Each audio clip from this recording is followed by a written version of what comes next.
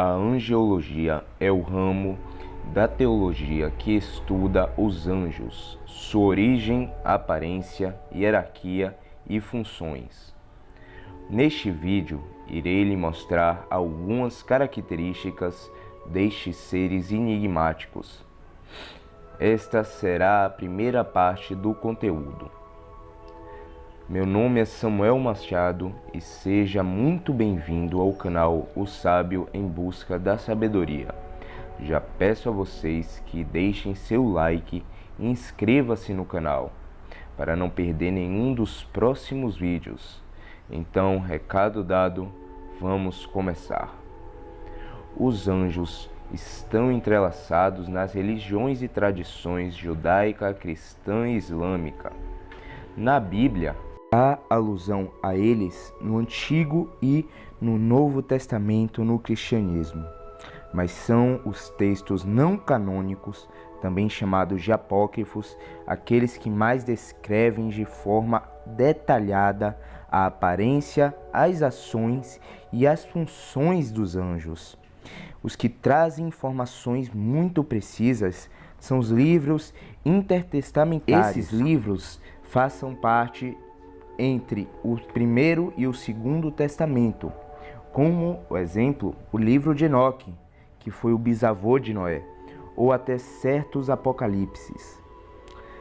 Essas revelações, que são no sentido original do termo apocalipse, dão lugar proeminente nas intervenções angelicais e descrevem com detalhes a hierarquia celeste.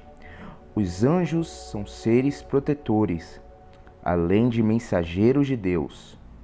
Eles possibilitam ao humano se comunicar com o invisível, em geral mostrados com asas majestosas, que lhe permitem transitar entre o céu e a terra. Suas representações têm forte origem nas pequenas divindades aladas da antiguidade mesopotâmica e, posteriormente, foi influenciado pelo panteão grego-latino. Os mais conhecidos anjos são Gabriel, Rafael e Miguel, os três grandes arcanjos comuns às religiões monoteístas. Os anjos mais próximos do ser humano são os anjos da guarda, que são os companheiros do dia a dia, os guardiões do sono. Outros anjos, eles podem ser eleitos protetores de uma nação ou de um povo, além de que o termo anjo vem do latim angelus, derivado do grego angelos, além de do hebraico malar, que significa mensageiro. No Antigo Testamento, o termo mensageiro é aplicado certas vezes, em certas passagens, a profetas ou sacerdotes. Assim, os anjos são definidos, em primeiro lugar, por sua função de trazer ao homem as intenções divinas, sendo o mensageiro de Deus. Agora vamos falar sobre as hierarquias. Primeiro vamos falar dos menores na hierarquia. Os anjos.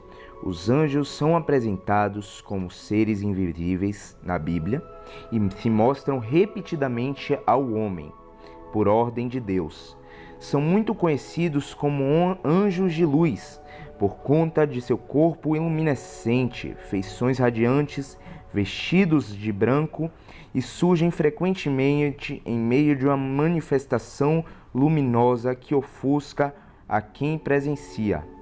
Não é raro ser cercados de fogo, podem andar sobre chamas, sua aparição tem enorme impacto na vida de quem testemunha. Quando possuem aparência humana, os anjos costumam ser muito altos fisicamente e estão bem distantes dos anjinhos que temos em mente, muitas vezes. Às vezes montados a cavalo e até mesmo usando armadura e portando impressionantes espadas. As asas são o que lhe permitem voar entre o céu e a terra e simbolizam seu caráter de seres intermediários, de origem celeste e de natureza etérea. Além de não se alimentarem e não se reproduzirem, eles são imortais. Antes de falar do próximo anjo, devo falar que eu não irei falar a ordem certa na hierarquia, pois primeiro vem os Binei Elohim, ou filhos de Deus, pois eu irei pegar anjos específicos neste vídeo, que serão os anjos, os querubins e ofanins. Agora, falando dos queruvins ou querubins, primeiro devo falar das criaturas da Babilônia, pois tem grande influência nas imagens dos querubins. Na Babilônia, que era a capital da Mesopotâmia, que se situia nos rios Tigre e Eufrates, lá havia o zoroatrismo, uma religião inspirada pelo profeta Zaratustra, me esqueci o nome dele, também é conhecido como Zoroastro. Nessa cultura havia muitas pequenas divindades aladas, como eu havia falado também na Mesopotâmia. Assim, havia algumas figuras babilônicas representadas como monstros alados, muitas vezes metade homem, metade animais, que comumente se assemelhavam a leões, bois, touros e águias.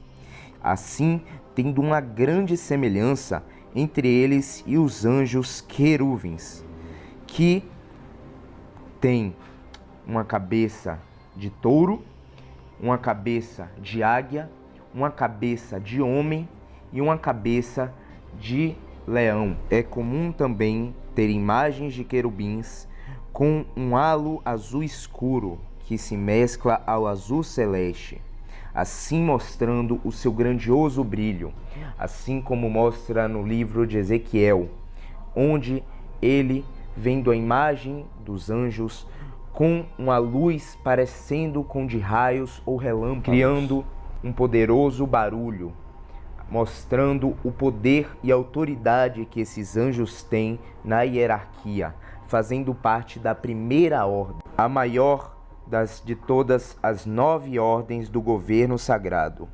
Os querubins também são aqueles que refletem a plenitude divina, aqueles que mostram a autoridade de Deus. Agora eu vou falar sobre as características dos querubins. No livro de Ezequiel, sua vigilância é simbolizada com infinidade de olhos. Seu corpo todo, o dorso, as mãos, as asas, estavam cheias de olhos, assim descrito pelo próprio Ezequiel. Seu corpo representado pela brasa ardente e também que representa o amor de Deus, a plenitude divina do amor dele. Assim, os são representados mostrando como se estivessem inflamados, não parecido com os que aparecem no Renascimento, aqueles anjinhos angelicais, fofinhos, parecendo os bebês. Muitas vezes, algumas igrejas ou até algumas religiões abordam. Na Cabala, os querubins são da cor do sol e compostos do éter. A pedra associada a eles é o topázio, dotada de um poder místico e símbolo da justiça. Já no islamismo, o querubim louva Alá perpetuamente. Agora, sobre os querubins relacionados aos carros divinos. Os querubins, eles têm a função, junto ao carro divino, de transportar Deus junto ao seu trono até o local onde ele habita. Um exemplo é quando no livro de Ezequiel mostra que Deus, que ficava assentado no templo de Salomão, sai de lá junto aos querubins e a outros seres que estão ligados ao carro divino, que é os ófanes, que irei falar adiante. Mas os querubins têm a função de carregar este carro, este trono de Deus, mostrado também no livro de Salmos, que Davi suplica que Deus venha assentado a um querubim. Agora falarei sobre os ófanes, ou mais conhecidos como tronos. Fazem parte da primeira hierarquia, na terceira posição do governo celeste, e tem como característica serem rodas gigantes. Dentro dessas rodas gigantes, em que muitos teólogos e muitos pensadores e pesquisadores da Bíblia acham, não em uma quantidade muito grande. E também tem o outro tipo de pensamento, que é que eles são realmente anjos com este formato. Uma também das características dos Ófanis ou tronos é que eles não têm asas, diferente da maioria dos anjos. Muitos dos anjos também aparecem sem asas, mas quando eles se materializam como seres humanos, um exemplo foram os 3 anjos que apareceram para Abraão. Eles não tinham asas e tinham corpos humanos, físicos. Mas em suas aparências espirituais, eles aparecem como anjos com asas relumbrantes e também com grande majestade, como chamam muitas vezes na Bíblia. Então essa é uma das características diferentes dos Ófanis. Outra característica também é que ele, junto aos querubins, andam sempre lado a lado. Já no livro de Ezequiel mostra que onde os querubins andavam, para a direita ou para a esquerda, eles andavam junto. Então eles têm uma ligação muito grande com os querubins.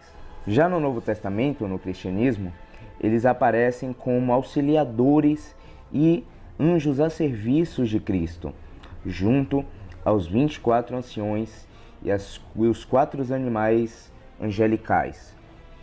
Então, esse foi o vídeo. É a parte 1, é claro, pois a angelologia é um estudo muito profundo, muito intenso e que necessita de muito conteúdo, muito vídeo. Provavelmente vou ter que fazer 4 partes ou 5. Então eu espero que vocês tenham gostado.